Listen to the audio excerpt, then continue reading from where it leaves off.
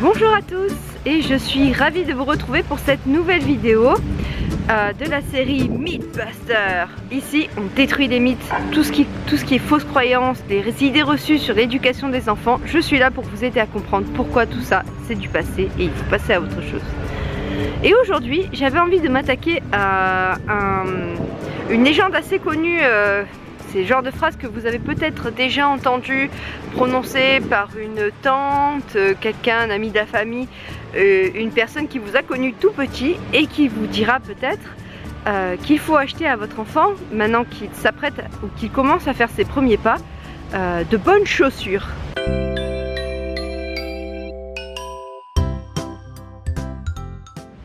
Il faut savoir une chose, c'est que les bonnes chaussures d'hier ne sont pas les bonnes chaussures d'aujourd'hui. Et ce qu'on appelait des bonnes chaussures il y a, disons, une vingtaine ou une trentaine d'années, c'était des chaussures qui ressemblaient un petit peu à ça, c'est-à-dire avec une tige assez haute, une semelle très épaisse, bien rigide, et en fait une chaussure qui maintenait extrêmement bien le pied de manière très rigide. Alors pourquoi c'était les bonnes chaussures il y a 30 ans? Parce qu'en fait à l'époque on pensait que pour qu'un enfant apprenne bien à marcher, il fallait qu'il ait le pied bien maintenu et que la chaussure lui donne des appuis. C'est-à-dire qu'on pensait que lui, que l'enfant avec son petit pied tout rond et tout souple, tout moelleux, il n'était pas capable de trouver l'appui tout seul. Donc il fallait en fait plus ou moins artificiellement le lui donner par le biais de ces fameuses bonnes chaussures. Alors pourquoi ce n'est plus d'actualité aujourd'hui? C'est parce qu'en fait on s'est rendu compte depuis, il y a des chercheurs notamment aux États-Unis qui se sont penchés, qui ont étudié la façon dont les enfants apprennent à marcher et positionnent leurs pieds au cours des premiers pas, et on s'est rendu compte que les enfants savaient naturellement trouver leur appui et bien positionner leurs pieds. On pensait il y a longtemps que les enfants apprenaient à marcher en posant le pied d'un seul tenant par terre. En fait, il n'en est rien. Même tout petit, même dès les premiers pas, ils savent déjà naturellement dérouler le talon et aller jusqu'aux orteils comme nous le faisons. Et les études qui ont été menées les plus récentes sur l'apprentissage de la marche pour les tout petits révèlent qu'en fait ils n'ont absolument besoin d'aucune chaussure.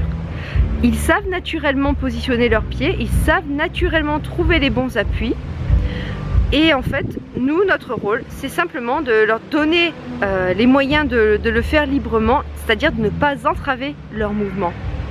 Donc non, les bonnes chaussures d'antan, les bonnes chaussures rigides ne sont plus d'actualité. Maintenant en fait ce qui est préconisé pour l'apprentissage de la marche, c'est de laisser les enfants pieds nus le plus souvent possible, le plus longtemps possible. Donc à la maison, si vous avez un sol qui le permet, laissez votre enfant aller pieds nus, c'est le meilleur moyen encore qu'il développe ses appuis, qu'il renforce les muscles de ses pieds et qu'il se donne vraiment tous les moyens d'acquérir la marche. Et pour l'extérieur, on préconise généralement des petits chaussons, jusqu'à ce que l'enfant bien sûr sache vraiment marcher, auquel cas on passe après à des chaussons avec des semelles d'abord souples pour les enfants qui marchent peu, puis ensuite de vraies chaussures classiques pour les enfants qui marchent bien. Comment alors savoir quel type de chaussons choisir? Alors en fait c'est très simple, je vais vous montrer, il faut faire un test avec ces petits chaussons. Alors il existe de nombreuses marques sur le marché, je pense notamment à la marque Lilliputty qui fait, c'est une marque hongroise assez sympathique, qui fait des modèles vraiment très mignons, et qui fait notamment des sandales, donc c'est des chaussons souples, mais pour l'été c'est quand même bien pratique pour les petits, pour qu'il n'est pas très chaud. Il y a aussi Bobux qui fait référence dans ce domaine. Pour mon fils d'1 an, donc vous voyez ce sont des petits chaussons Lilliputty, le modèle s'appelle Antakama, et ce sont donc des petites sandales à scratch, très bien pour l'été parce qu'elles sont respirantes et qu'en même temps elles sont tout à fait stylées. Voilà, je les recommande volontiers. Alors voici le deuxième modèle que j'ai choisi pour cet été. C'est un modèle de chez Bobux, c'est une marque néo-zélandaise. Et là encore, on a un petit chausson partiellement ouvert, ce qui